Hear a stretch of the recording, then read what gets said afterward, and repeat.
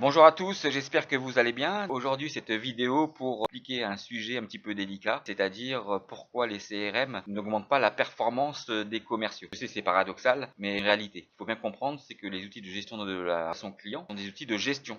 L'objectif de ces outils, c'est d'augmenter effectivement la connaissance des informations prospects clients que l'on peut avoir pour interagir avec eux d'une manière plus ou moins personnalisée en fonction des informations que l'on dispose dans la base de données, dans vos bases de données, pour pouvoir personnaliser du contenu et des échanges qui permettent de mieux suivre l'activité, d'être plus productif dans ce large du terme pour mieux gérer son emploi du temps, ses relances, ses propositions, ses devis, etc.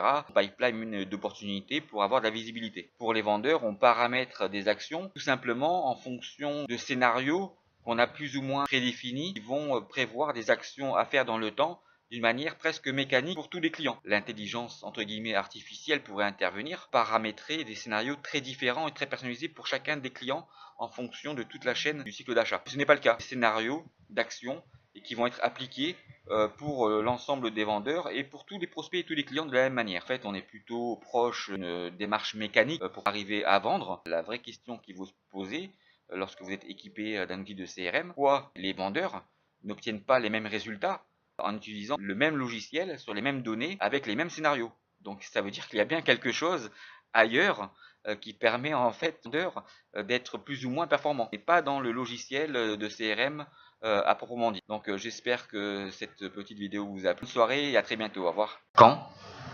combien, comment. Comment, quand, combien. Combien, comment, quand. Ces trois éléments sont la trilogie du business et de la vente dans effectivement les entreprises et quelle que soit leur taille. Alors, je vais essayer de vous la faire d'une manière très courte. Dans une organisation commerciale, en fonction de la taille de l'entreprise, bien sûr, il y a des niveaux hiérarchiques. Et donc, le plus simple, c'est une force de vente, on va dire entre 5 et 10 personnes, et généralement, donc, commerciaux. Au-dessus, il y a le manager, le directeur commercial, parfois le patron, qui fait office, en fait, de directeur commercial. Donc, il y a des organisations à deux niveaux. Après, on va retrouver des entreprises qui sont un peu plus structurées et organisées, avec des forces de vente ou des BU. Donc, il y a des vendeurs qui constituent une équipe. Cette équipe, donc, a un manager et ce manager a un directeur commercial qui reporte au board, au directeur financier, au directeur général, au président, etc. Et on a aussi des entreprises qui ont des organisations internationales où effectivement le niveau en fait hiérarchique où l'organisation va être différente. Mais le comment, le quand et le combien fonctionnent toujours et c'est cette trilogie d'éléments qui va être commune à chaque structure. Alors, je vais vous expliquer le principe. Il est assez simple. Le comment, c'est quoi? C'est pour les commerciaux, comment je peux faire pour gagner plus de deals. Et ça, c'est la priorité des commerciaux, des vendeurs. Comment? Et les gens qui sont dans l'opérationnel. Comment je fais pour mieux vendre? Comment je fais pour avoir plus de leads qualifiés? C'est le comment. De ce comment, en fait, pour les commerciaux, il va découler le quand. C'est-à-dire à quel moment je vais pouvoir signer des deals. Je vais pouvoir, en fait, prévisionner du chiffre d'affaires potentiel qui est le combien. Et en fonction donc des organisations, de la réflexion des commerciaux, pour le vendeur, le plus important, c'est le comment. Le comment je fais. Savoir quand et le combien. Parce que le combien, en fait, c'est le chiffre d'affaires, mais c'est aussi la marge. Et en fonction du quand, il peut, en fonction de certains éléments, jouer sur des remises pour pouvoir en fait vendre. Donc en fait, ça impacte le prix et les marges des produits ou des services qu'il vend. Mais quand le vendeur report à travers donc le CRM à son manager, le comment est plus une priorité pour le manager. Lui, c'est le quand. À quel moment les commandes et le chiffre d'affaires va être réalisé. Après, c'est le combien de chiffre d'affaires, de marge. La troisième priorité, c'est le comment. Comment tu fais ou comment on peut t'aider pour le faire. Les managers reportent également à des directeurs commerciaux qui eux-mêmes reportent à des directeurs financiers, etc. Et pour eux, en fait, la priorité, c'est d'abord le combien. Combien de chiffres, combien de marge. Après, c'est le quand, à quel moment. Parce qu'en fait, il y a la trésorerie, il y a les sociétés qui sont cotées en bourse, etc. Et après, le troisième niveau de priorité pour les gens qui sont le plus haut, c'est le comment. Comment, en fait, comment on va structurer la société pour mieux vendre, être plus performant. Et en fait, c'est cette trilogie comment, quand, combien, c'est prise en compte des priorités pour structurer et comprendre le fonctionnement de la vente et du marketing pour aider les commerciaux. Et je pense au niveau des commerciaux qui sont dans l'opérationnel pour travailler avec eux sur justement le comment et leur faire comprendre aussi que le comment a un impact très fort sur le quand et le combien. Et tout ça est lié. Effectivement, en fonction donc des entreprises, en fonction des niveaux hiérarchiques, il y a des priorités qui vont être différentes.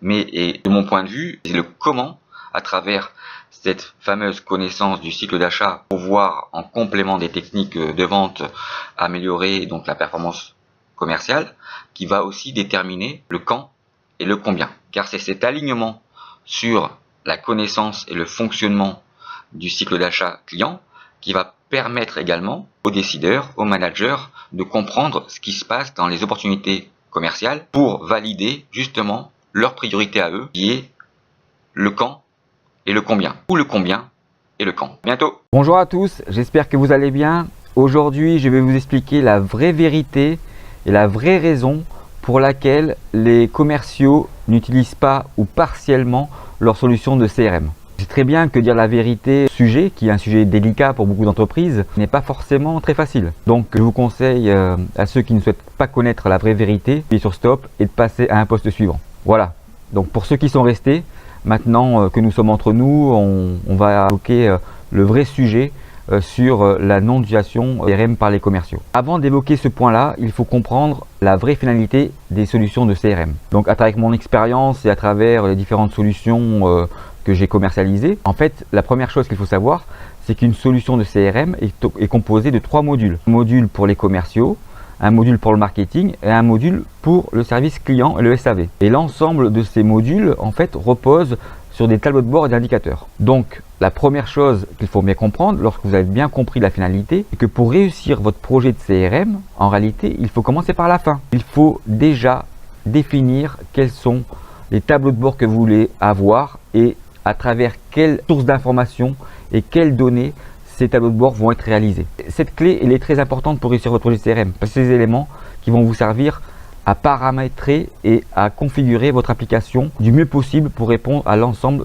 des besoins de vos collaborateurs. Je sais bien que beaucoup de chefs de projet, beaucoup d'intégrateurs font parfois plaisir à développer des fonctionnalités très riches qu'ils deviennent trop complexes et voire usines à gaz pour les utilisateurs. Bien sûr, ces informations sont importantes pour tout le monde, mais trop d'informations tue l'information. Et les commerciaux, ils n'ont pas besoin d'avoir toutes les informations pour être le plus performant possible. C'est assez en réalité paradoxal tout ce que je vous explique. Un bon commercial avec ou sans CRM restera un bon commercial. Donc voilà la vraie vérité. Un deuxième point avant d'évoquer effectivement la vraie vérité, en réalité sur le marché, beaucoup d'entreprises sont satisfaites de la mise en place de leur CRM. Donc il faut arrêter de dire que les projets sont des échecs. Bien sûr qu'il y a des échecs, bien sûr que tout n'est pas rose lorsqu'on met en place un outil de CRM. Mais il ne faut pas confondre la satisfaction globale de l'entreprise après avoir mis en place une solution de CRM pour mieux gérer la relation client et la satisfaction des utilisateurs de la solution. Ce sont deux choses différentes, d'accord? Et maintenant, on va revenir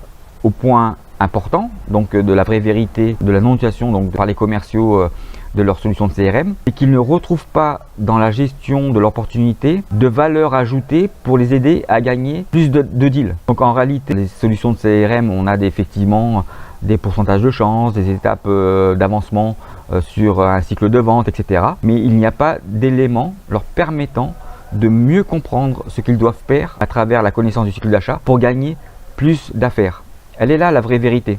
La vraie vérité, elle n'est pas ailleurs. Elle n'est pas sur les couleurs des écrans, les fonctionnalités intrinsèques. C'est que dans la gestion et le paramétrage des applications de solutions de CRM, il n'y a pas de valeur ajoutée pour tous les commerciaux à utiliser la solution qu'on leur a mis entre leurs mains pour gagner plus d'affaires. En tous les cas, j'espère que cette vidéo a pu éclaircir certaines de vos réflexions et je suis bien sûr toujours à votre disposition pour évoquer cette fameuse connaissance du cycle d'achat à l'intérieur de la gestion de vos opportunités. Je vous souhaite à tous et à toutes une très bonne journée et à très bientôt. Alors, comment augmenter le niveau de satisfaction et le taux d'utilisation de vos CRM? Je répète la question, comment augmenter le niveau de satisfaction des utilisateurs et le taux d'utilisation des CRM par l'ensemble de vos collaborateurs. Alors, je ne vais pas revenir sur les raisons d'échec des solutions des CRM, puisqu'en réalité, la première raison est souvent due à une très mauvaise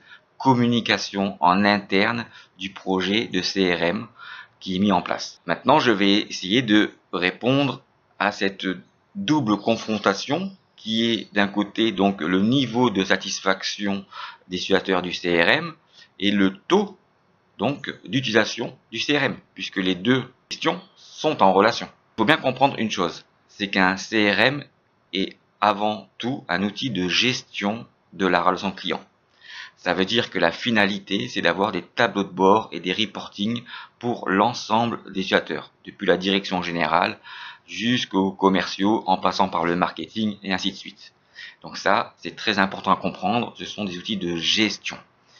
Et à travers ça, effectivement, il y a des fonctions et des processus qui vont être mis en œuvre pour chacun des utilisateurs en fonction du département dans lequel il est. Donc vous aurez des fonctions pour le marketing, des fonctions pour les commerciaux et des fonctions pour le SAV. Puisqu'effectivement, un CRM, par définition, ce sont des solutions qui doivent proposer ces trois modules. Autrement, on parle d'autre chose. On va parler de marketing automation, on va parler de Salesforce automation, etc. Donc, la problématique pour l'entreprise et pourquoi les commerciaux sont souvent insatisfaits de gestion du CRM, ça repose sur deux problématiques importantes. La première problématique, c'est qu'un CRM pour un commercial doit lui servir à vendre et à mieux vendre. Et malheureusement, dans la gestion d'une opportunité, il n'y a pas de processus qui permettent au commercial de pouvoir vendre, ou en tous les cas de pouvoir avoir des interactions intelligentes avec son futur client en fonction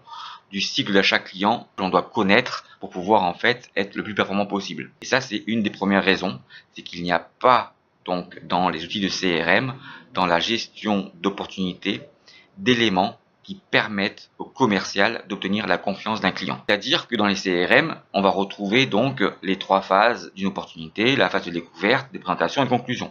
Et à l'intérieur de ça, il y a des étapes commerciales qui sont associées au pourcentage de chance donc qu'un commercial peut avoir pour gagner une affaire, mais à l'intérieur de ces étapes, il fait ce qu'il veut. C'est lui qui en fait doit choisir ou pas le nombre d'actions qu'il réalise, le nombre de rendez-vous, le nombre d'appels téléphoniques, le nombre de devis, etc. Donc il n'y a pas de processus intelligent qui permet au commercial de mieux vendre. Qu'on le veuille ou pas, c'est comme ça. Et de l'autre côté, effectivement, les gens du marketing, les gens de la direction aimeraient avoir dans le CRM beaucoup d'informations sur les prospects et les clients pour pouvoir en fait mieux les connaître. Et là, il y a un vrai dilemme. Le dilemme, c'est d'avoir trop d'informations à disposition des commerciaux et ces informations, est-ce qu'elles vont lui être ou pas utiles pour pouvoir vendre ? La réponse est non. La réponse est que le commercial n'a pas besoin forcément de toutes les informations que le marketing aimerait avoir pour pouvoir en fait analyser et comprendre correctement la situation des prospects et des clients. L'ensemble en fait d'un parcours client ou dans l'ensemble d'un cycle de vie d'un client. Donc ça c'est très important. Et ça, malheureusement, quand vous achetez un logiciel, vous achetez en fait des fonctionnalités. Et vous aimeriez avoir au départ un maximum donc de fonctionnalités pensant que ça va être la meilleure solution pour vous. Alors vous choisissez des logiciels en fonction de ça. Et en plus, si vous faites appel à un intégrateur, ce sont des personnes techniques qui vont répondre à un cahier des charges qui sera fait peut-être par un autre intégrateur ou par votre entreprise. Et eux vont simplement paramétrer en fait des process ou des champs d'information qui vous semblent intéressants. Mais ils vont jamais être là pour vous dire si ces informations, ces champs d'information, ces renseignements vont être utiles par rapport au métier du marketing des vendeurs, puisqu'ils ne connaissent pas le métier des vendeurs et le métier des marketing. Ce sont des techniciens qui sont là pour pouvoir apprendre les logiciels et savoir les paramétrer. Ils ne sont pas là pour réfléchir si les processus qui sont mis en place par rapport aux objectifs de votre cahier des charges sont les bons ou les mauvais. La seule manière de pouvoir augmenter donc le niveau de satisfaction des commerciaux, c'est de pouvoir intégrer dans le processus d'une opportunité et dans la gestion d'une opportunité la fameuse connaissance du fonctionnement du cycle d'achat pour pouvoir réussir à mieux vendre. Et de l'autre côté, on va analyser si l'ensemble des données qui seront mis dans le CRM pour l'ensemble des utilisateurs, le marketing, la vente, la direction générale, etc., sont vraiment utiles pour l'ensemble des fonctionnalités et des métiers des gens, pour pouvoir effectivement avoir une interface utilisateur, encore une fois une interface utilisateur, la plus, je dirais, intuitive et simple possible pour chaque fonction. Et c'est le seul moyen de pouvoir augmenter le taux donc de satisfaction des utilisateurs pour qu'un CRM puisse enfin atteindre l'objectif que vous souhaitez. Je vous souhaite à tous et à toutes une excellente journée et je vous dis à bientôt. Pourquoi vous perdez des opportunités qu'il vous semblait imperdables? Pourquoi vous perdez des opportunités qu'il vous semblait imperdables? Alors avant de répondre à cette question, je vous préviens tout de suite. Ce que je vais vous dire maintenant va sûrement heurter la sensibilité commerciale de beaucoup de vendeurs, de beaucoup de managers, de beaucoup de consultants et de beaucoup de dirigeants. C'est comme ça. Donc il est peut-être préférable, si vous ne voulez pas connaître la raison pour laquelle vous perdez des affaires qui vous semblaient imperdables, d'arrêter tout de suite cette vidéo. Maintenant, si vous voulez vraiment comprendre la raison, surtout ne répondez pas à cette question. Parce que toutes les réponses que vous allez pouvoir amener sont juste des prétextes. Donc c'est pas la peine de mettre en commentaire cette vidéo toutes les raisons. Ce ne seront que des prétextes sur le fait que vous avez perdu une affaire qui était imperdable. Mais la seule raison pour laquelle vous avez perdu des affaires ou l'affaire qui vous semblait imperdable, parce qu'en réalité, vous avez perdu beaucoup de temps sur des affaires qui, elles, étaient vraiment ingagnables. C'est ça la vraie raison. Donc pour comprendre, je vous explique, il faut bien comprendre le fonctionnement du cycle d'achat client pour obtenir la confiance et aussi comprendre que cela peut vous amener à gagner des deals qui vous semblaient ingagnables. Je vous souhaite à tous et à toutes une très bonne journée. À bientôt.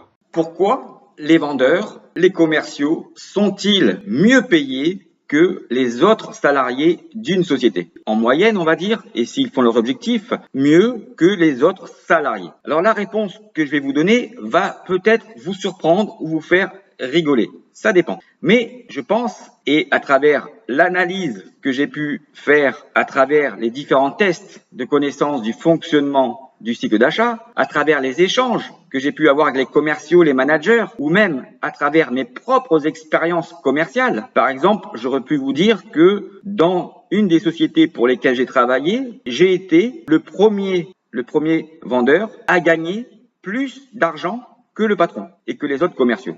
Alors, si vous voulez savoir comment et pourquoi, je vous conseille d'acheter ce livre, d'acheter mon livre, parce que vous comprendrez pourquoi et comment j'ai fait pour gagner plus d'argent que mon patron. Mais voilà, je ne vais pas parler ici de ce que vous gagnez ou de ce que l'on gagne, peu importe. L'idée est de comprendre pourquoi, d'une manière générale, les commerciaux peuvent gagner plus d'argent que les autres salariés d'une entreprise. Alors en réalité, et si vous comprenez effectivement un certain nombre d'éléments, notamment le fonctionnement du cycle d'achat client, et en échangeant et en essayant de comprendre pourquoi on souhaite que les vendeurs puissent gagner plus d'argent que les autres salariés, tout simplement, et la vraie raison est simplement due, d'une manière générale et dans la globalité des équipes commerciales, le taux de transformation des opportunités n'est pas assez bon. C'est-à-dire qu'en moyenne, le taux de transformation est de une opportunité sur 6 voire sur 10. Et quand je dis sur 10, c'est quand on analyse l'ensemble des différentes étapes d'un cycle de vente et notamment la fameuse étape de la gestion d'un lead qui puisse devenir une vraie opportunité commerciale. Et d'une manière globale, on estime qu'il faut mieux payer les vendeurs que les autres salariés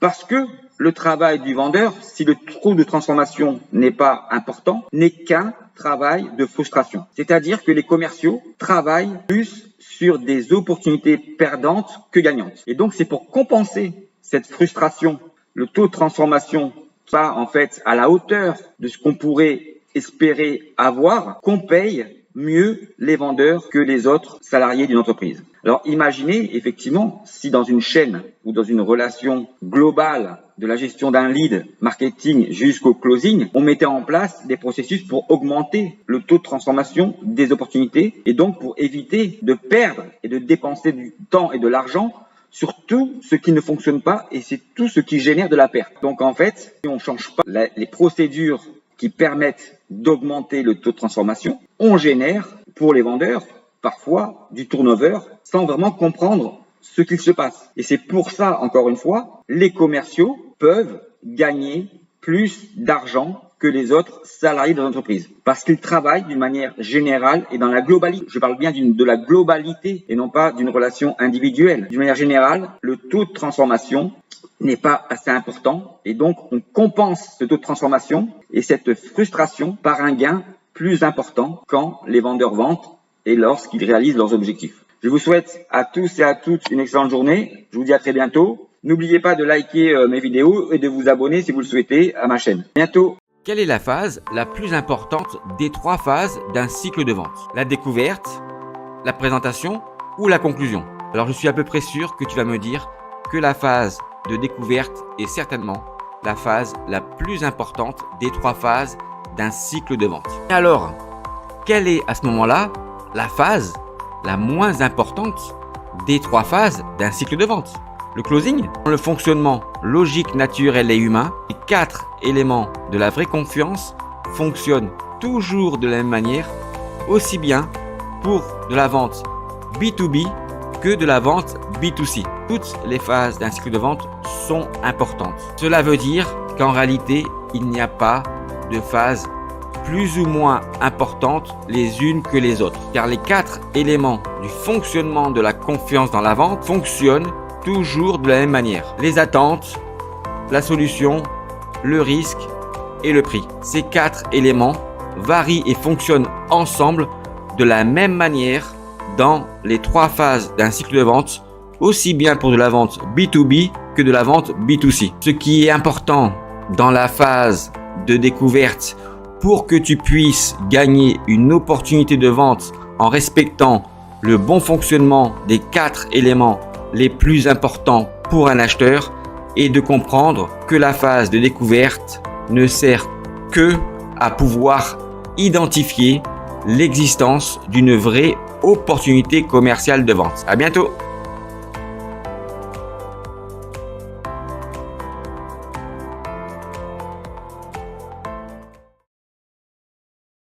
Pourquoi les vendeurs ne savent-ils pas vendre sans mentir? Bonjour à tous, j'espère que vous allez bien et je vous souhaite la bienvenue sur la première chaîne de vente sur YouTube où on ne parle pas de technique de vente, mais on parle bien du seul et unique fonctionnement du mécanisme logique, naturel et humain de la confiance dans la vente. Et oui, pourquoi les vendeurs ne savent-ils pas vendre sans mentir? En fait, j'aurais plutôt dû vous dire pourquoi la majorité des vendeurs ne savent-ils pas vendre sans pouvoir mentir? La raison, elle est toute simple.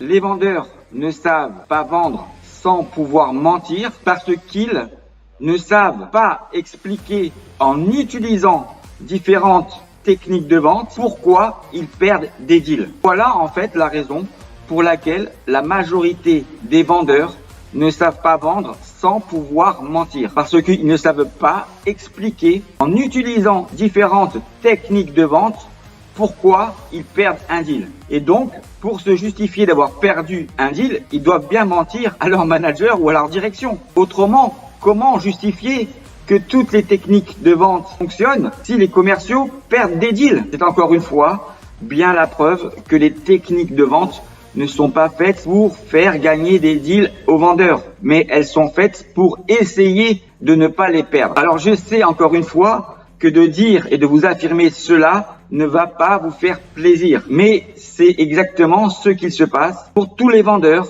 qui ne savent pas comment fonctionne le mécanisme logique, naturel et humain des 4 paramètres les plus importants pour un acheteur dans les 3 phases d'un cycle de vente. Parce que si vous comprenez ce mécanisme-là, vous comprendrez que pour réussir à vendre, vous n'êtes pas obligé de mentir à vos prospects et à vos clients pour tout faire, mais vraiment tout faire, pour qu'ils puissent avoir confiance en vous, mais sans contrôler si pour pouvoir réussir à vendre, vous pouvez vraiment avoir confiance en vos acheteurs. Voilà la vraie raison pour laquelle la majorité des vendeurs ne savent pas vendre sans mentir. Et pourquoi la majorité des vendeurs ne savent-ils pas vendre sans mentir? Parce que leur mode de fonctionnement est basé sur la défiance commerciale et non pas sur la confiance. Je vous souhaite à tous et à toutes une excellente journée et n'oubliez pas de prendre soin de vous et soin des autres. Au revoir.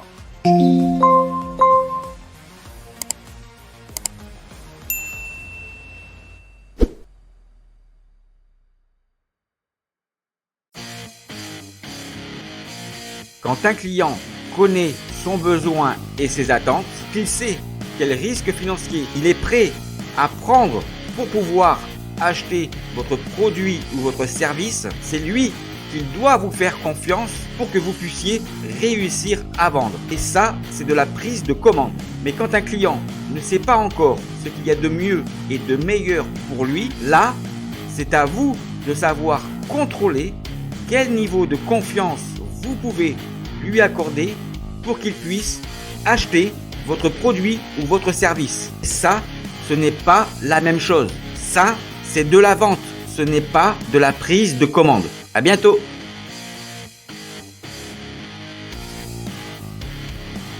Pour pouvoir réussir votre closing et gagner vos deals, si vous ne savez pas et si vous ne comprenez pas pourquoi parmi les 4 éléments les plus importants du cycle d'achat client, les 2 éléments qui sont toujours les plus importants et prioritaires à traiter dans votre phase de découverte et que dans votre phase de démonstration, l'élément le plus important pour votre acheteur n'est pas un des 2 éléments les plus importants à traiter dans votre phase de découverte et que l'élément le plus important de votre phase de démonstration ne doit surtout ne pas être un des 2 éléments les plus importants dans votre closing, mais bien un des 2 éléments qui étaient les moins importants dans votre phase de découverte. Si vous n'avez absolument rien compris à mes explications, cela veut dire que vous perdez plus d'opportunités que vous n'en gagnez et que vous ne savez pas pourquoi vous perdez ces deals. Et si vous n'avez pas compris mes explications, cela veut tout simplement dire que vous ne savez pas comment fonctionne le mécanisme logique, naturel et humain de la confiance pour pouvoir gagner vos deals et que vous utilisez la défiance commerciale pour essayer de ne pas les perdre. Désolé pour toutes les personnes qui utilisent l'intelligence artificielle pour pouvoir réaliser des scripts marketing et commerciaux pour pouvoir réussir à vendre, mais le contenu et le storytelling de cette vidéo n'a pas été réalisé par de l'IA et de l'intelligence artificielle. Le schéma du mécanisme logique, naturel et humain de la confiance. Donc, il faut prendre du temps pour pouvoir justement analyser et comprendre pourquoi les 4 éléments s'influencent de cette manière pour pouvoir comprendre comment fonctionne la vente à travers le mécanisme de la confiance des 4 éléments les plus importants pour un acheteur. Et c'est la raison pour laquelle dans ma formation commerciale Mieux Vendre de 2 heures, à la fin de la première heure, il y a un test de 10 minutes. Pourquoi 10 minutes? Parce que c'est la durée moyenne qu'il y a pour pouvoir justement augmenter le taux de compréhension du fonctionnement du mécanisme de la confiance pour pouvoir comprendre comment cette confiance fonctionne dans la vente. L'apprentissage, l'ancrage dans votre cerveau du bon mécanisme de la confiance dans la vente. Après ces 10 minutes, je vous explique pendant 1 heure l'ensemble du fonctionnement des 4 éléments les plus importants pour un acheteur, dans l'ensemble des 3 phases d'un cycle de vente pour comprendre comment fonctionne la vente. Voilà comment vous allez pouvoir comprendre la vente en 10 minutes. Et si à la fin des 2 heures de ma formation, vous arrivez à me justifier que le mécanisme des 4 éléments les plus importants pour un acheteur ne fonctionne pas pour pouvoir contrôler la confiance que vous pouvez lui accorder pour pouvoir réussir à vendre vos produits ou vos services, je m'engage à vous rembourser l'intégralité de votre investissement financier de ma formation commerciale Mieux Vendre.